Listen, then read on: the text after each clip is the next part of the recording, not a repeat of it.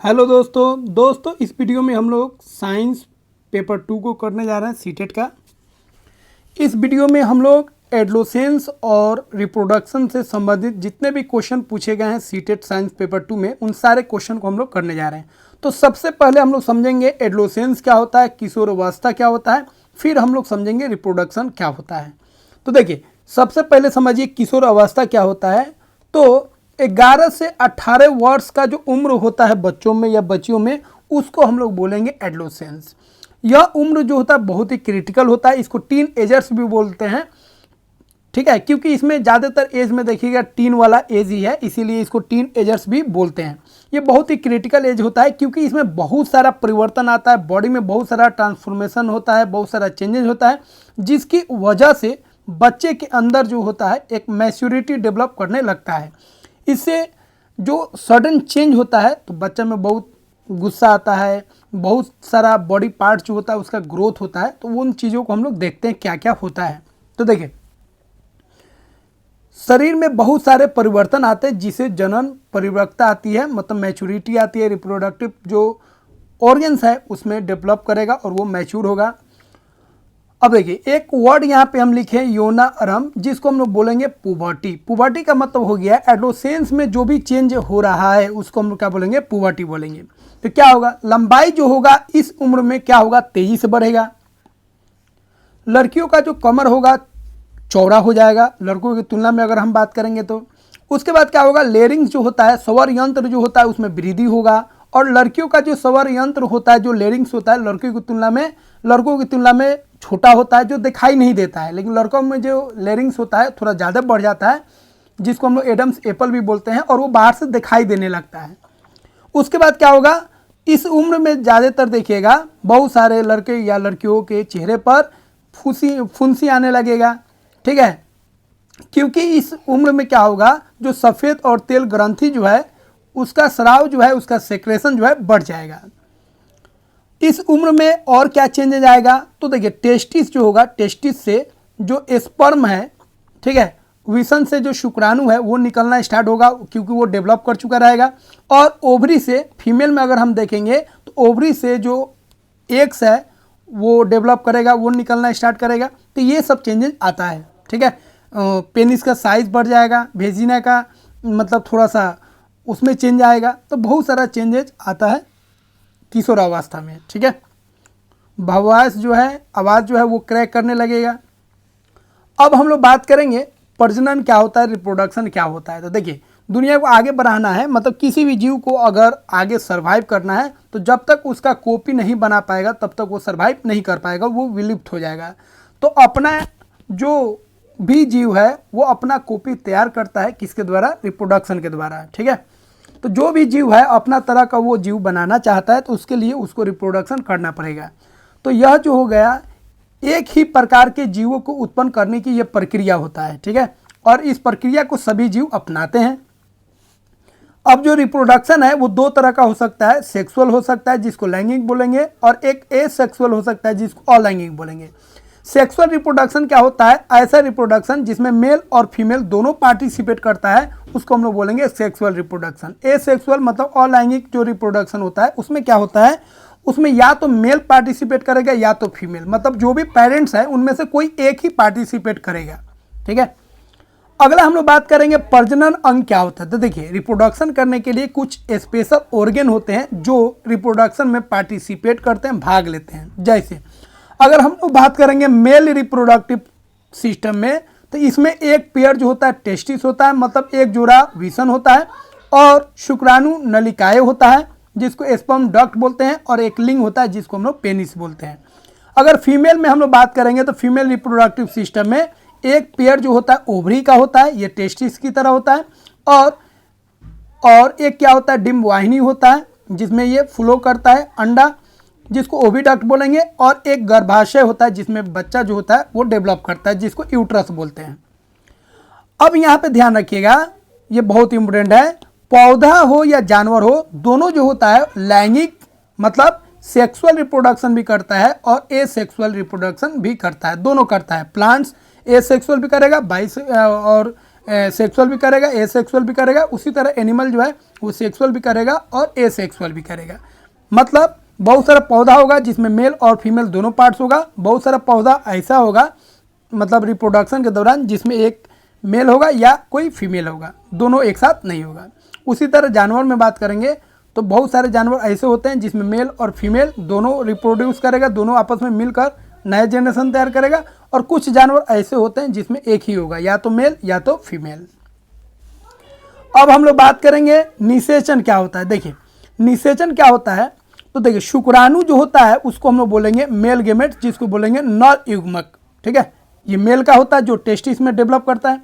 और अंडाणु जो होता है, ठीक है, जिसको हम लोग ओवा बोलेंगे, एग बोलेंगे, वह जो होता है वो फीमेल गेमेट्स होता है। और ये दोनों क्या होता है आपस में मिलता है। ठीक है, तो मेल का मेल गेमेट जो हो गया स्पर्म हो गया, और फीमेल गेमेट जो हो गया मादा युग्मक जो हो गया, ठीक है, वो अंडाणु हो गया। ये दोनों फ्यूज करेगा, दोनों आपस में मिलेगा और जो नया चीज़ बनाएगा उसको हम लोग बोलेंगे जाइगोट बोलेंगे, जिसको हिंदी में हम लोग युग्मनज बोलेंगे। और इस प्रक्रिया को शुक्राणु और अंडाणु मिलने का जो प्रक्रिया है, मेल गेमेट्स और फीमेल गेमेट्स मिलने का जो प्रक्रिया है, उसको हम लोग बोलेंगे निषेचन, फर्टिलाइजेशन। और इस फर्टिलाइजेशन की वजह से जो नया चीज़ बना उसको जाइगोट बोलेंगे। फिर जाइगोट जो होता है वो डेवलप करके, ठीक है, डेवलप करके कुछ बॉडी का कुछ पार्ट्स टाइप का दिखने लगेगा, जिसको हम लोग भ्रूण बोलेंगे। फिर भ्रूण और डेवलप कर जाएगा जिसमें बच्चा का पूरा पार्ट्स आप सही से देख सकते हैं, उसको हम लोग गर्भ बोलेंगे। ठीक है, तो शुक्राणु अंडाणु मिलकर जाइगोट बनाएगा, जाइगोट डेवलप होकर भ्रूण बनेगा, फिर भ्रूण और डेवलप होकर गर्भ बनेगा। इसको याद रखेंगे। अब हम लोग बात करेंगे जो सेक्सुअल रिप्रोडक्शन होता है वो किस तरह का होता है। ये दो तरह का होगा, एक होगा आंतरिक निषेचन और एक होगा बाह्य निषेचन। मतलब फर्टिलाइजेशन जो होता है, याद रखेंगे, लैंगिक प्रजनन में, सेक्सुअल रिप्रोडक्शन में दो तरह का हो सकता है, एक बाहर और एक अंदर। अंदर का मतलब हो गया जब फीमेल के अंदर, फीमेल बॉडी के अंदर होगा फर्टिलाइजेशन, तो हम बोलेंगे ये जो फर्टिलाइजेशन हुआ है, निषेचन हुआ है, वो इंटरनल है। जब बाहर होगा, ठीक है, जब फर्टिलाइजेशन बाहर होगा मतलब एग और स्पर्म, ओवा और स्पर्म का जब मिलान जो होगा वो फीमेल बॉडी से बाहर होगा, तो हम बोलेंगे वो जो फर्टिलाइजेशन हुआ है वो बाहर निषेचन हुआ है, एक्सटर्नल फर्टिलाइजेशन हुआ है। अब आपको यहाँ पे ध्यान रखना है, इंटरनल फर्टिलाइजेशन अगर होता है तो वो शरीर के अंदर होगा फीमेल में, और उससे जो नया जो जनरेशन होगा वो अंडा के फॉर्म में होगा या बच्चा के फॉर्म में होगा, याद रखिएगा। ठीक है, तो आंतरिक निषेचन से, इंटरनल फर्टिलाइजेशन से जो नया जनरेशन आएगा वो अंडा के फॉर्म में होगा या बच्चा के फॉर्म में होगा। बट याद रखेंगे एक्सटर्नल फर्टिलाइजेशन का अगर हम बात करेंगे, बाह्य निषेचन का बात करेंगे, तो इसमें जो निषेचन होगा शरीर के बाहर होगा और इसमें केवल अंडा ही के फॉर्म में नया जनरेशन बनेगा, वो बच्चा के फॉर्म में नहीं बनेगा। तो इंटरनल फर्टिलाइजेशन में जो नया बेबी आएगा वो अंडा या बच्चा के फॉर्म में होगा, और बाह्य निषेचन में याद रखिएगा जो नया जनरेशन जो आएगा वो अंडा के फॉर्म में होगा। ठीक है, जैसे मुर्गी का अगर हम बात करेंगे तो मुर्गी में जो निषेचन होता है, फर्टिलाइजेशन होता है, वो इंटरनल होता है, लेकिन वो क्या देता है, अंडा देता है। ठीक है, लेकिन अगर ह्यूमन बीइंग में अगर हम बात करेंगे तो वहाँ पे निषेचन क्या होता है, वहाँ पे भी इंटरनल निषेचन है, लेकिन वहाँ पे जो नया जनरेशन आ रहा है वो अंडा के फॉर्म में नहीं आता, बच्चा के फॉर्म में आता है। इसका मतलब इंटरनल फर्टिलाइजेशन में जो बेबी आएगा वो अंडा के फॉर्म में आ सकता है या बच्चा के फॉर्म में आ सकता है। ठीक है, लेकिन वही बात करेंगे बाह्य निषेचन का, जैसे मेढक का बात करेंगे तो मेढक का जो एग्स निकालता है, ठीक है, वो पानी में चला जाता है, और वहाँ पे क्या होता है, जो मेल होता है उसका स्पर्म आके दोनों मिलता है, तो वहाँ पे पानी के अंदर उसका फर्टिलाइजेशन हो रहा है, मतलब उसके शरीर के बाहर हो रहा है, तो उस केस में देखिए अंडा आएगा। मतलब बाह्य निषेचन में जो फर्टिलाइजेशन के द्वारा जो आ रहा है वो क्या आएगा, वो बच्चा नहीं आएगा, केवल अंडा आएगा। तो इसको याद रखेंगे, बहुत इंपॉर्टेंट है। अब हम लोग बात करेंगे एसेक्सुअल रिप्रोडक्शन का। ठीक है, तो एसेक्सुअल रिप्रोडक्शन में ध्यान रखिएगा, इसमें फर्टिलाइजेशन नहीं होता है। ठीक है, ना आंतरिक होगा ना बाह्य होगा। जब फर्टिलाइजेशन ही नहीं होगा तो आंतरिक और बाह्य का कोई सवाल ही नहीं है। तो अलैंगिक जो प्रजनन होता है, एसेक्सुअल रिप्रोडक्शन जो होता है, उसमें कोई फर्टिलाइजेशन नहीं होगा, क्योंकि फर्टिलाइजेशन कब होगा, जब मेल और फीमेल दोनों होगा तब। ठीक है, क्योंकि फर्टिलाइजेशन का मतलब है स्पर्म और ओवा जो है, एग्स जो है, उसका फ्यूजन होना, उसका मिलान होना। ठीक है, तो यहाँ पे मेल और फीमेल तो है ही नहीं एसेक्सुअल में, इसीलिए यहाँ पे कोई फर्टिलाइजेशन नहीं होगा। उसके बाद ध्यान रखेंगे ये डिफिनेशन ही है, जो इसमें केवल एक ही पेरेंट्स इसमें पार्टिसिपेट करेगा, या तो मेल या तो फीमेल। उसके बाद ध्यान रखेंगे जी, अगर सेक्सुअल रिप्रोडक्शन का बात करेंगे तो सेक्सुअल रिप्रोडक्शन में जो बच्चा, नया जो बच्चा आएगा, जो बेबी आएगा, उसमें जो कैरेक्टर्स होगा, उसका हाव भाव जो होगा, उसका जो शक्ल होगा, वो दोनों पर डिपेंड करेगा, मेल पे भी और फीमेल पे भी, पेरेंट्स में दोनों पर डिपेंड करेगा, मेल फीमेल मतलब माता और पिता दोनों पर। बट अगर हम ए सेक्सुअल में बात करेंगे तो ए सेक्सुअल रिप्रोडक्शन जो हो रहा है किसी एक से हो रहा है, या तो मेल से या तो फीमेल से। इसीलिए जो नया बेबी होगा वो तो मेल से अगर होगा तो मेल जैसा होगा, और फीमेल का होगा तो फीमेल जैसा होगा। इसका मतलब ए सेक्सुअल रिप्रोडक्शन में जो बेबी होगा हूबहू वैसा ही होगा जैसा उसका माँ होगा या उसका बाप होगा। ठीक है, अगर बाप से वो रिप्रोड्यूस होकर बन रहा है तो बाप के जैसा होगा, अगर माँ के जैसा हो रहा है तो माँ के जैसा होगा। ठीक है, उदाहरण के तौर पर देखिए, बॉर्डिंग जो है, फ्रेगमेंटेशन जो है और बाइनरी फ्यूजन जो है, ये एग्जाम्पल है ए सेक्सुअल रिप्रोडक्शन का, याद रखिएगा। ठीक है, अब बॉर्डिंग जो होता है किस में होता है? ईस्ट में होता है। बॉर्डिंग के द्वारा ईस्ट का रिप्रोडक्शन होता है। इसमें केवल एक ही पार्ट, मतलब एक ही इसमें पार्टिसिपेट करेगा। ठीक है, मेल या फीमेल। उसी तरह अगर हम बात करेंगे बाइनरी फ्यूजन, तो बाइनरी फ्यूजन में जो होता है, अमीबा जो होता है डेवलप करके दो पार्ट्स में टूट जाता है, दो अमीबा बन जाता है। और यह किस में होता है? बाइनरी फ्यूजन, याद रखिएगा, अमीबा में होता है। अब हम लोग बात करेंगे लैगिंग प्रजनन, मतलब सेक्सुअल रिप्रोडक्शन तो हम लोग ऊपर जान चुके हैं। सेक्सुअल रिप्रोडक्शन में जो बेबी आएगा या तो बच्चा के फॉर्म में होगा या तो अंडा के फॉर्म में होगा। तो जो सेक्सुअल रिप्रोडक्शन द्वारा जो अंडा देगा उसको हम लोग बोलेंगे, वैसे जंतु को हम लोग बोलेंगे अनपरजक जंतु। और जो, ठीक है, बच्चा देगा उसको हम लोग बोलेंगे जरायुज, मतलब विविपोरस। जो अंडा देगा उसको बोलेंगे ओविपेरस, और जो बच्चा देगा उसको हम लोग बोलेंगे विविपोरस। ठीक है, अब देखिए यहाँ पे जो अंडा देगा सेक्सुअल रिप्रोडक्शन द्वारा, वैसे जंतु को हम लोग अनपरजक जंतु बोलेंगे। और इसमें जो अंडा होगा वो अनिषेचित अंडा होगा, मतलब जिसमें निषेचन पूरा नहीं हो पाएगा। ठीक है, वो अंडा जो होगा वो क्या होगा? अनिषेचित अंडा होगा, याद रखेंगे। और इसमें जो फर्टिलाइजेशन होगा वो आंतरिक भी हो सकता है और बाह्य भी हो सकता है। ठीक है, उसके बाद ध्यान रखेंगे इसमें भ्रूण का जो विकास होगा बाहर होगा। अब बात करेंगे कौन कौन अंडा देगा। सर्प हो गया, सांप, मेढक, जितना भी पक्षी है, मुर्गी, पेंगुइन, ये सब। ठीक है, मछली हो गया, कोई कीड़ा या अभयचर जो रेप्टाइल्स होता है, ये सब जो होगा किस कैटेगरी में जाएगा? अंडा देने वाला। गिरगिट हो गया, ठीक है, ये सब क्या देगा? अंडा देगा। वही अगर जरायुज का बात करेंगे तो ये बच्चा देने वाला जो जंतु है उसको बोलेंगे जरायुज। इनका जो, ठीक है, रिप्रोडक्शन होगा वो कैसा होगा? इंटरनल होगा। उसके बाद इनके अंदर ही भ्रूण का विकास होगा, बेबी का जो डेवलपमेंट होगा वो फीमेल के बॉडी के अंदर होगा। ठीक है, लेकिन अनपरजक जंतु जो है उसमें बेबी का, मतलब जो भ्रूण का विकास होगा वो उनके शरीर से बाहर होगा। इसको ध्यान रखेंगे। दोस्तों, कुछ ऐसे भी जीव होते हैं जिनमें मेल और फीमेल एक ही बॉडी में होता है, जैसे केचुआ का, घोंगा का बात करेंगे, स्लग का बात करेंगे, तो इन सभी में मेल और फीमेल पार्ट्स एक ही में होगा। ठीक है दोस्तों, अब हम लोग बात करेंगे कुछ ग्लैंड्स के बारे में, ग्रंथि के बारे में। जैसे पीयूष ग्रंथि का हम लोग बात करेंगे, तो पीयूष ग्रंथि जो होता है मास्टर ग्रंथि इसको हम लोग बोलते हैं, क्योंकि ये बहुत सारे चीज़ों को कंट्रोल करता है। ठीक है, इसको मास्टर ग्रंथि भी बोलते हैं, मास्टर ग्लैंड्स या मास्टर ग्रंथि। इसका हम लोग देखेंगे किस रूप में? लैंगिक हार्मोन के रूप में। सेक्स हार्मोन को कंट्रोल करता है कौन? पीयूष ग्रंथि। ठीक है, सेक्स हार्मोन जो होगा दो तरह का होगा, एक होगा आपका फीमेल हार्मोन और एक होगा आपका मेल हार्मोन। ठीक है, तो मेल हार्मोन जो होगा उसको हम लोग बोलेंगे टेस्टोस्टेरोन, और जो फीमेल हार्मोन होगा उसको हम लोग बोलेंगे एस्ट्रोजन।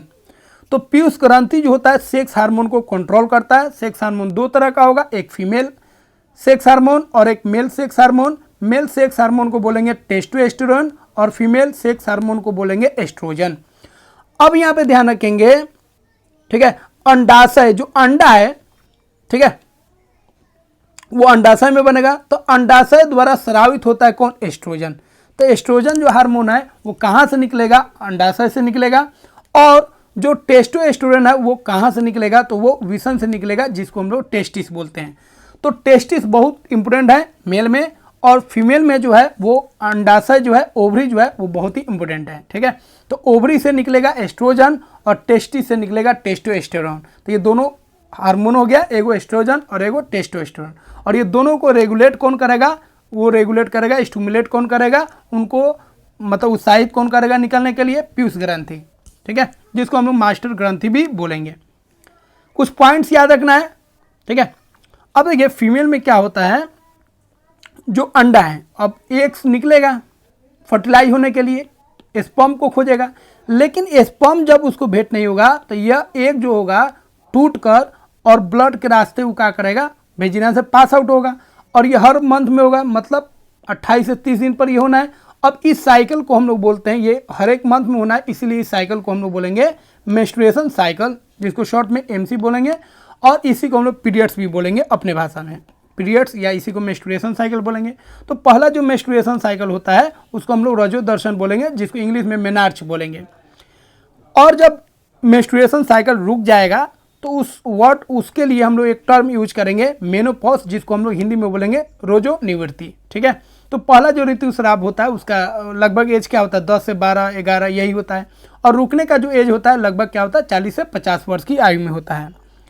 अब हम बात करेंगे मेंस्ट्रुएशन साइकिल के दौरान क्या होता है। तो अंडाणु जो होते हैं, जो एग्स होते हैं, वो मैच्योर हो जाते हैं।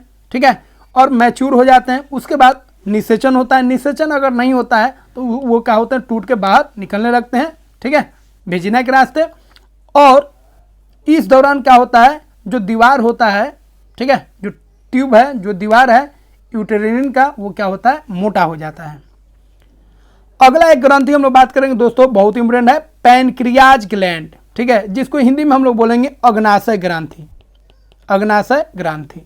तो अग्नाशय ग्रंथि क्या होता है? ये दो तरह का ग्रंथि होता है, अंतःस्रावी भी होता है और बहिःस्रावी भी होता है, मतलब इंडोक्रीन और एक्सोक्रीन दोनों होता है। याद रखेंगे, ये दोनों तरह काम करेगा।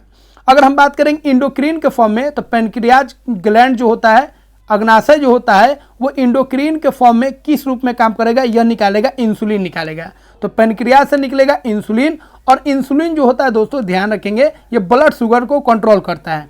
यही जब ह्यूमन बींग में इंसुलिन का स्रावन जो है पैनक्रियाज नहीं करेगा तो शुगर का लेवल बढ़ जाएगा, और उस बीमारी को हम लोग बोलते हैं डायबिटीज़। ये बहुत ही कॉमन बीमारी होगी, आजकल देखे होंगे, और लगभग अधिकतर लोग में, ठीक है, ये बीमारी बढ़ते जा रहा है, और बहुत कम उम्र में भी यह बीमारी अब हो जा रहा है। ठीक है, तो होता क्या है? पैनक्रियाज जो है वो इंसुलिन नहीं बनाता है, और इंसुलिन का काम है शुगर को कंट्रोल करना, तोड़ना। ठीक है, ये नहीं तोड़ पाता है, ब्लड शुगर का लेवल बढ़ जाता है, और वो पेशेंट जो होता है वो डायबिटीज़ का पेशेंट हो जाता है। वही अगर बात करेंगे एक्सोक्रीन के फॉर्म में, तो एक्सोक्रीन के फॉर्म में यह जो होता है वह रिलीज करता है इंजाइम्स, और इंजाइम्स जो होता है हेल्प करता है डाइजेशन में। तो इसका दो काम हो गया, एक इंसुलिन प्रोड्यूस करना और एक इंजाइम। इंजाइम का काम है डाइजेशन को, मतलब डाइजेशन में हेल्प करना, और इंसुलिन का काम हो गया वो ब्लड शुगर लेवल जो है उसको कंट्रोल करना। अब हम लोग बात करेंगे दोस्तों गुणसूत्र, जो क्रोमोजोम्स होता है। अब देखिए, जो भी रिप्रोडक्शन हो रहा है, रिप्रोडक्शन के द्वारा जो नया बेबी आ रहा है, अब रिप्रोडक्शन अगर सेक्सुअल होगा तो उस बेबी में जो कैरेक्टर आएगा, जो चाल चलन आएगा, उसका हाव भाव जो होगा, उसका चेहरा का जो पोर्शन होगा, वो मैच करेगा, किससे मैच करेगा? मेल से फीमेल से, मतलब माता से पिता से। कुछ कैरेक्टर माता का होगा, कुछ कैरेक्टर पिता का होगा, किसी का ज़्यादा होगा, किसी का कम होगा, बट कैरेक्टर तो दोनों का होगा। बट ए सेक्सुअल का अगर हम बात करेंगे तो एक सेक्सुअल में तो कोई एक ही पार्टिसिपेट किया है, इसलिए उस केस में किसी एक ही का पूरा कैरेक्टर आ जाएगा, मतलब हूबहू कॉपी हो जाएगा। ठीक है, जैसे अमीबा में होता है, और आपको बताएं ईस्ट में होता है। तो उसी तरह अगर हम बात करेंगे क्रोमोजोम्स का, तो क्रोमोजोम्स जो होता है, जो पेरेंट्स से जो बच्चा में जो कैरेक्टर गया है, ठीक है, उसके लिए जिम्मेदार कौन है? क्रोमोजोम्स। तो क्रोमोजोम्स का काम ही है पेरेंट्स का जो कैरेक्टर है वो बच्चों में ढोना। तो ये ढोने का काम करता है, या कैरेक्टर्स को ढोता है पेरेंट्स से, किस में? बच्चों में। ठीक है, अब यहाँ पे ध्यान रखेंगे, जे हर एक ह्यूमन बींग का बात करेंगे तो कितना जोड़ा क्रोमोजोम्स होता है? 23 जोड़ा क्रोमोजोम्स होता है। ठीक है, अब एक चीज़ और ध्यान रखें, क्रोमोजोम्स जो बना होता है प्रोटीन और डीएनए का बना होता है। ठीक है, जिसका काम ही होता है, ठीक है, कैरेक्टर्स को ढोना पेरेंट्स से बच्चों में। अब 23 जोड़ा जो क्रोमोजोम्स होता है उसमें एक जोड़ा क्रोमोजोम्स होता है वो सेक्स क्रोमोजोम्स होता है, जो सेक्स का जो कैरेक्टर है उसको ढोएगा, ठीक है। 22 जो है बाकी सब कैरेक्टर को ढोएगा, और एक पेयर जो क्रोमोजोम्स होता है वो सेक्सुअल जो कैरेक्टर्स है मदर और फादर को उसको ढोता है, ठीक है। अब देखिए अगर हम बात करेंगे, अब ये जो है एक जोड़ा जो सेक्स क्रोमोजोम्स है वो दो तरह का होगा, एक होगा फीमेल सेक्स क्रोमोजोम्स और एक होगा male sex chromosomes. Female chromosomes जो होता है सेक्सुअल वो होता है एक्स एक्स, और अगर मेल सेक्स क्रोमोजोम्स की बात करेंगे तो वो होगा एक्स वाई। तो याद रखेंगे एक्स एक्स जो है सेक्स क्रोमोजोम्स है मेल का, सॉरी फीमेल का, और एक्स वाई जो है क्रोमोजोम्स है सेक्सुअल क्रोमोजोम्स किसका, फीमेल का। अब यहाँ पे ध्यान रखिएगा फीमेल में तो एक्स एक्स फिक्स है, लेकिन मेल में क्या है एक्स वाई है। अब ये अगर मिलता है एक्स एक्स मिलता है तो एक्स और एक्स मिलेगा, तो उस केस में जो नया बेबी होगा वो बेटी होगा, और अगर एक्स और वाई मिलता है तो इस केस में क्या होगा, बेटा होगा। मतलब बेटा होगा कि बेटी होगा ये तय करेगा किसका क्रोमोजोम्स, तो मेल का जो सेक्सुअल क्रोमोजोम्स है वही तय करेगा जब बेटा होगा कि बेटी होगा, क्योंकि फीमेल में तो एक्स और एक्स फिक्स है लेकिन मेल में क्या है एक्स और वाई है। इसीलिए ध्यान रखेंगे ये जो धारणा बनता है जो फीमेल जो है जिम्मेदार है बेबी के बेबी के सेक्स के लिए, मतलब वो मेल है कि फीमेल है, तो वो फीमेल जिम्मेदार नहीं है। कौन जिम्मेदार है, मेल जिम्मेदार है, क्योंकि मेल के पास क्या है एक्स वाई है, क्योंकि फीमेल का तो फिक्स है एक्स एक्स।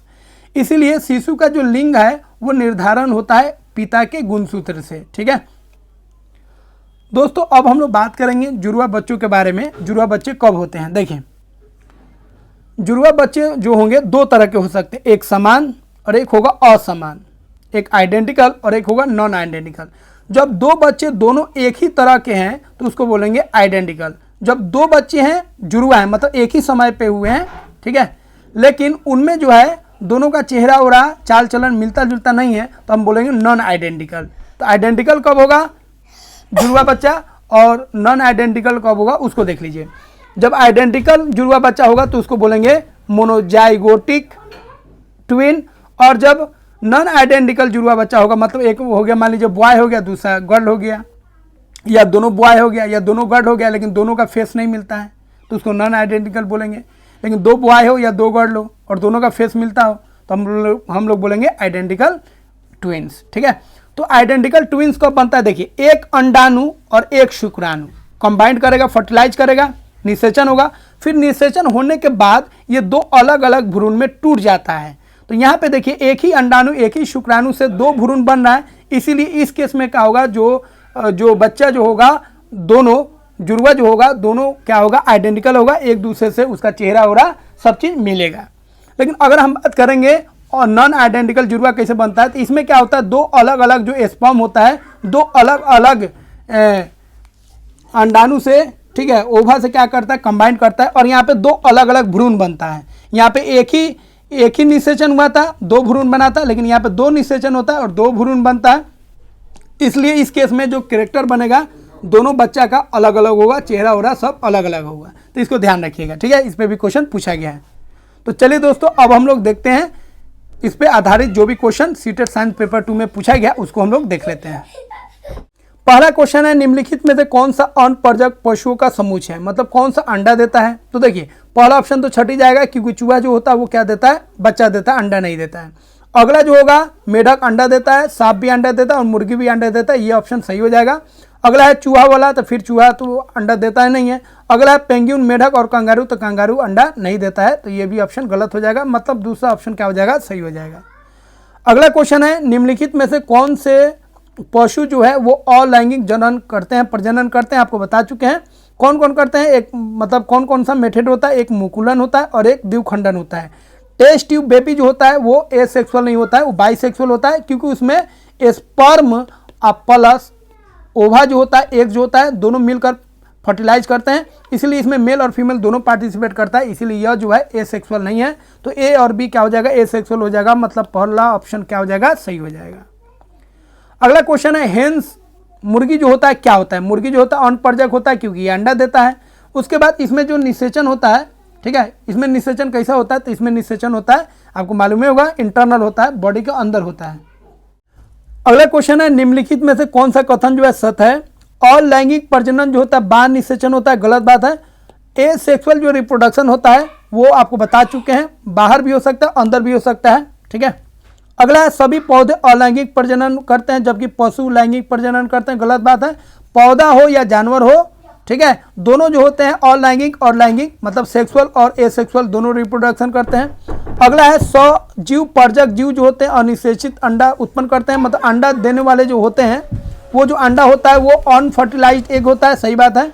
अगला है सभी सजीव पर्जक जीवों में बाह्य निषेचन होता है, मतलब जितने भी बच्चा देने वाले हैं सब में एक्सटर्नल फर्टिलाइजेशन होता है, गलत बात है, सब में इंटरनल फर्टिलाइजेशन होता है। तो दूसरा स्टेटमेंट क्या हो जाएगा, सही हो जाएगा।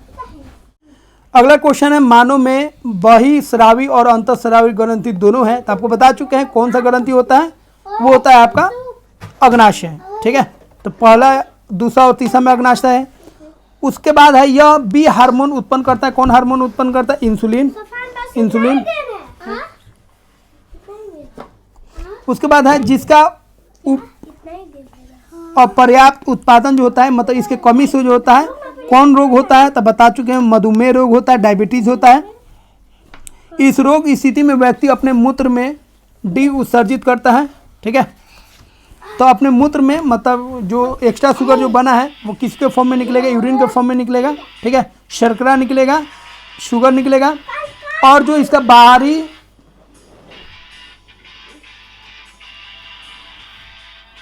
और इसका जो बाहरी स्राव होता है उससे क्या होता है, पाचन में मदद मिलता है। तो तीसरा ऑप्शन क्या हो जाएगा, सही हो जाएगा। अगला क्वेश्चन है निम्नलिखित अनुच्छेद को पढ़िए और दिए गए क्रम में रिक्त स्थानों की पूर्ति होती शब्दों को समूह को पहचानिए। देखिए नर युग्मक क्या होता है, बता चुके नर युग्मक जो होता है शुक्राणु होता है, और मादा युग्मक क्या होता है, अंडाणु होता है, ठीक है। दोनों को मिलने से क्या बनता है, युग्मनज बनता है, और युग्मनज जो होता है आगे डेवलप करके क्या बनाता है, भ्रूण बनाता है।